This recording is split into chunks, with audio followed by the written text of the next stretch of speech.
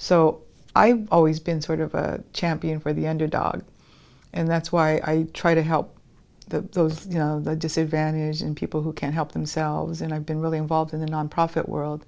And so I took that from this message that this is not asking for retribution or trying to blame somebody, but this is just understanding what happened before. And there are people in the past to blame that caused these actions. But where we are today is just how do we deal with this situation now that we know, and if we can accept the fact that there still is a kingdom of Hawaii and that it was never annexed, that there was occupation and there still is occupation, then how do we deal with that? And I was really impressed that he followed through with what he told us in the May 15th meeting with the Council of Regency, and created the reconciliation or recognition of our current government. It's not a recognition of the state of Hawaii. It's a recognition of our form of government, that we can move forward with the lawmaking we're doing at the state and county levels. And so that makes it a little less confusing for those of us in positions of policy making and administration. But this needs to be a broader message than just Maui County Council and the people who were in the chambers. It needs to be really taken to all the counties, but also all the communities on every county, so that people understand what we're looking for, that we're looking for reconciliation, not retaliation, and that we can move forward as a community recognizing everybody's rights. I really like the fact that Dr. Sai focused on the fact that this was not, it's not a racial issue. It's that the state of Hawaii, or the kingdom of Hawaii, is made up of residents of Hawaii. It doesn't specifically call you out for having Native Hawaiian blood or not having Native Hawaiian blood. I think you're probably in a stronger position if you were born here, because that speaks to immediate citizenry. But I try to look at everybody who's a resident here as important, and not just because they vote for us, but because everything we do affects their lives. So I kind of see Hawaii Kingdom Law, or our status as an independent, neutral nation, as giving us, the lifelong residents who aren't going anywhere, the ability to have our own self-determination and to be able to, clearly state what matters to us, clearly state where our sacred sites are, clearly state these things without, the continental United States, or the occupier, if you will, to be able to dictate what is important to us. I think that most people born and raised here, most people that move here and have a healthy respect for the culture and the way of life, understand that the United States priorities aren't necessarily our priorities. And not to say that they're not good priorities for the United States, but I don't think they're good priorities for Hawaii. I'll speak to the denationalization that occurred after the so-called annexation or occupation of Hawaii.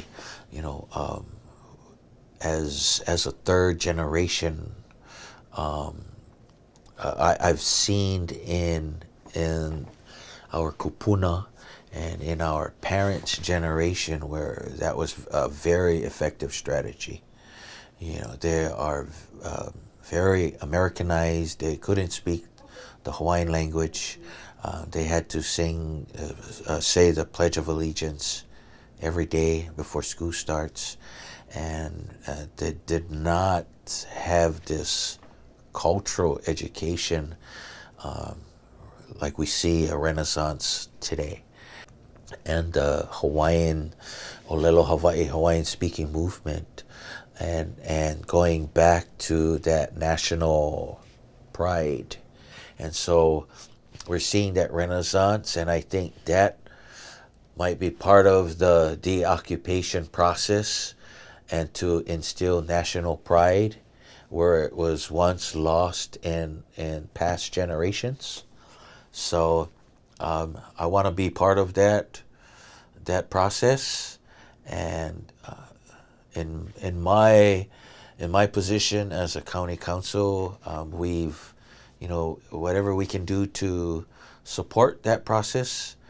People who have their own self-determination, what they're able to do.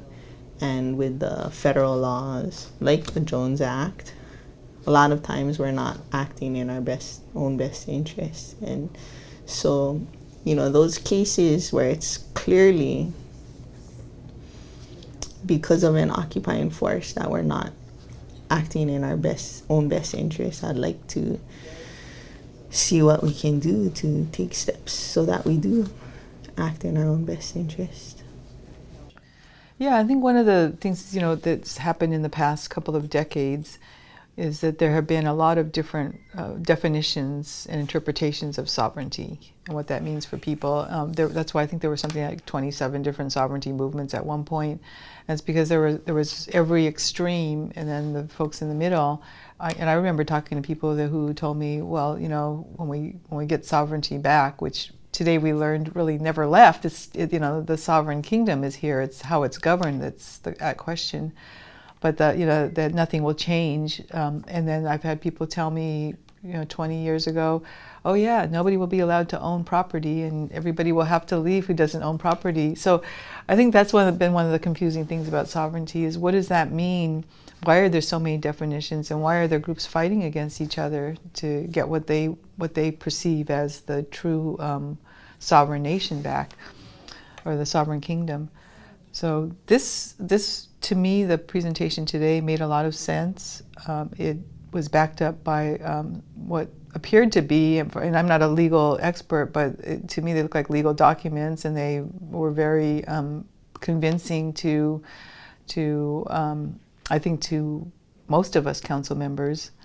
Just to know that the Council of Regency exists, so that the Council of Regency can represent a nation that is in exile at the international level. And I look forward to their the Royal Commission of Inquiry, so that we can, before we start to heal some of the heva that a lot of people still feel and continue to manifest in their personal lives, I think we need to going through the process.